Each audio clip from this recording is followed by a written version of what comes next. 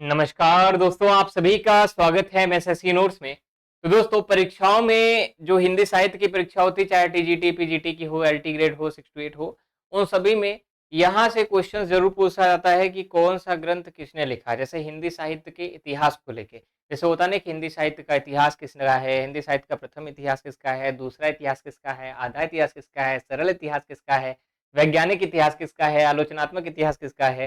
तो ऐसे करके प्रश्न जो पूछे जाते हैं, तो उन सभी को लेकर जितने भी ग्रंथ हैं उनको लेके हम यहाँ पर एक छोटा-सा वीडियो लेके आए हैं। इसको आप पूरा देख लीजिएगा तो यहाँ से क्वेश्चंस आपकी परीक्षा में ज़रूर फँसेगा।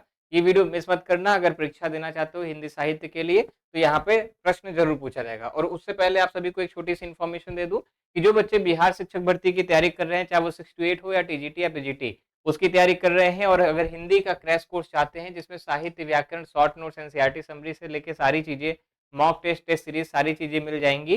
तो उसके लिए अगर ज्वाइन करना चाहते हैं तो केवल 599 फीस है, जिस पे अभी कुछ डिस्काउंट भी चल रहा है। तो जिस भी बच्चे को अगर ज्वाइन करना है तो वो ज्वाइन कर सकता है। ज्वाइन करने के लिए हमारा application MS SSC notes install करना है या ये जो नंबर दे रखा है इस नंबर पे कॉल करके आप जानकारी प्राप्त कर सकते हो। अगर कोई ऑफर चल रहा होगा तो उसके लिए आपको इस नंबर पे बता दिया जाएगा या एप्लीकेशन पे भी नीचे आपको कोड दिख जाएगा, ठीक है। तो ऐप इंस्टॉल करके बिहार शिक्षक भर्ती का कोर्स देख के वहां पर जाकर आप एडमिशन ले सकते हैं। जो भी इच्छुक छात्र है जरूर ज्वाइन करें। बाकी इसको पढ़ते हैं तो यहाँ पर समझेंगे तो सबसे पहला ग्रंथ जो माना जाता है हिंदी साहित्य के इतिहास का सबसे पहला प्रयास जिसने किया उसका नाम क्या था? गारसा द तासीग। किसमें था? वो फ्रेंच में था। उसका नाम क्या था रचना का? कि इस्तवार दलाल लित्तेतुर एंदु ये हिंदुस्तानी। यह पहली रचना मानी जाती है हिंदी साहित्य के इतिहास को लेके, ठीक है। और ये किसने लिखा था? गारसादा तासी ने। उसके बाद अगर हम बात करते हैं तजकीरा ई सूरा ई हिंदी, ये मौलवी करीमुद्दीन जो थे इन्होंने लिखा। उसके बाद बात करेंगे भाषा काव्य संग्रह। देखिए क्वेश्चन जैसे जैसे पूछता जाएगा कि भाषा काव्य संग्रह किसका है, तो भाषा काव्य संग्रह जो है वो महेश दत्त शुक्ल का है। शिव सिंह सरोज जो है शिव सिंह सेंगर का। तो ये क्वेश्चन क्या है कि हिंदी साहित्य का हिंदी साहित्य का इतिहास हिंदी में सबसे पहली बार किसने लिखा, ऐसे करके प्रश्न पूछता है तो ये याद रखना है वो है शिव सिंह सरोज का। The modern vernacular literature of जो हिंदुस्तान है ये जॉर्ज ग्रियर्सन का है। और ये जो रचना है ये कालक्रम के अनुसार सबसे पहले हिंदी साहित्य की रचना है। जैसे प्रश्न पूछ लेना कालक्रम के अनुसार सबसे पहले हिंदी साहित्य को लिखने वाले कौन थे, तो अंग्रेजी भाषा में जॉर्ज ग्रियर्सन थे। इन्होंने the modern vernacular literature of northern Hindustan या हिंदुस्तान के नाम से जाने जाते हैं। अगला देखिएगा, हिंदी कोविद रत्नमाला, ये दो भागों में प्रकाशित हुई थी। पहला भाग 1909 में, दूसरा 1914 में। और ये श्याम सुंदर दास की है। मिश्र बंधु विनोद, मिश्र बंधुओं ने, 3 मिश्र बंधु थे, इन्होंने मिश्र बंधु विनोद जिसमें 5000 से ज्यादा कवियों की रचना है। कभी कभी क्वेश्चन पूछा जाता है कि 5000 से ज्यादा कवियों की जिसमें नाम है, रचनाएं हैं, संग्रहित है, तो किसमें है? वो है मिश्र बंधु विनोद में, ठीक है। उसके बाद बात करेंगे the sketch of Hindi literature. ये दोनों भी बहुत ज्यादा इंपॉर्टेंट हो जाती है क्योंकि परीक्षा में कई बार पूछा जाता है। The sketch of Hindi literature और हिस्ट्री ऑफ हिंदी लिटरेचर दोनों में कंफ्यूज हो जाते बच्चे। तो जो स्केच है, ठीक है, जो स्केच है वह किसकी है? ग्रिब्स की है, एडविन ग्रिब्स की। और जो हिस्ट्री है ये फ्रेम ई के है, ठीक है, फ्रेम यानी एफ ई के, फ्रेम ई के इनकी रचना है। उसके बाद अगर बात करेंगे ब्रज माधुरी सार की, तो ब्रज माधुरी सार किसकी है? तो ये वियोगी हरि। वियोगी हरि का नाम आप लोग जानते हैं, हरि प्रसाद द्विवेदी भी है, इनको वियोगी हरि कहते हैं, द्विवेदी जी हैं ये। तो वियोगी हरि ये ब्रज माधुरी सार हो गया। उसके बाद बात करेंगे हिंदी साहित्य विमर्श की।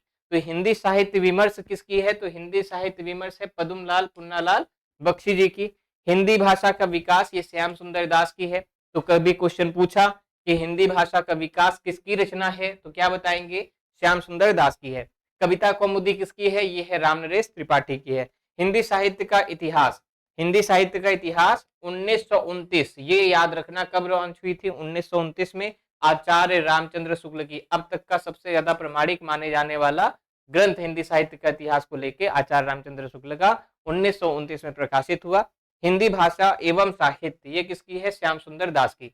तो श्याम सुंदर दास की एक रचना है हिंदी भाषा का विकास और हिंदी भाषा एवं साहित्य, ये दोनों श्याम सुंदर दास की है।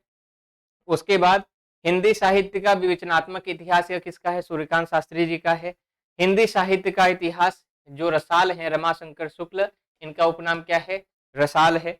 उसके बाद हिंदी भाषा और साहित्य का विकास, ये हरिऔध जी का है।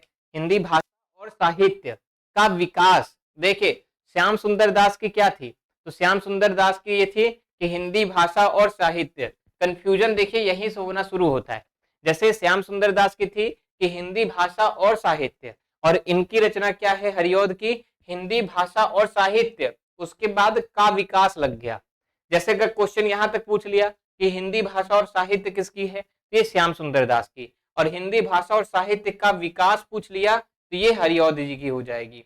ठीक है, उसके बाद देखिएगा हिंदी साहित्य, ये किसकी है, केवल हिंदी साहित्य, ये डॉक्टर धीरेन्द्र वर्मा की। आधुनिक हिंदी साहित्य का इतिहास, आधुनिक हिंदी, तो आधुनिक हिंदी साहित्य जो है वे कृष्ण शंकर का है। और आलोचनात्मक इतिहास, ये भी परीक्षाओं में पूछा जाता है, राम कुमार वर्मा का क्या है, आलोचनात्मक इतिहास। और the modern Hindi literature, the modern vernacular literature of Hindustan किसका है, ग्रियर्सन का। और मॉडर्न हिंदी लिटरेचर यह किसका है, इंद्रनाथ मदान का। ठीक है, अगला क्वेश्चन देखें, तो अगला क्वेश्चन या मतलब अगला पॉइंट देख लेते हैं।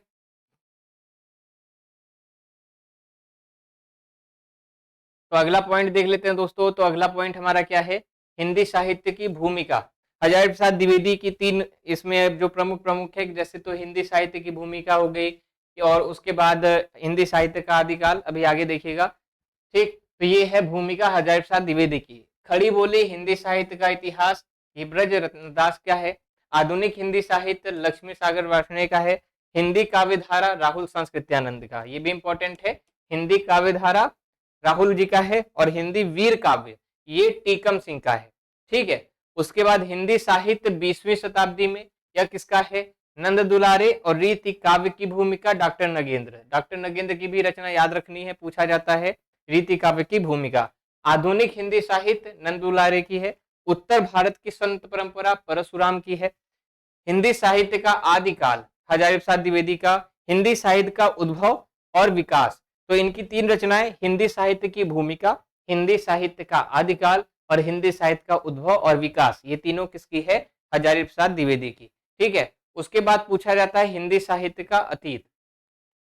हिंदी साहित्य का अतीत किसकी है, यह विश्वनाथ प्रसाद मिश्रा जी की। ठीक है, हिंदी साहित्य का अतीत मिश्रा जी। अभी आगे हम लोग पढ़ेंगे हिंदी साहित्य का सरल इतिहास, उनका भी नाम विश्वनाथ ही है, लेकिन वह मिश्रा जी नहीं है।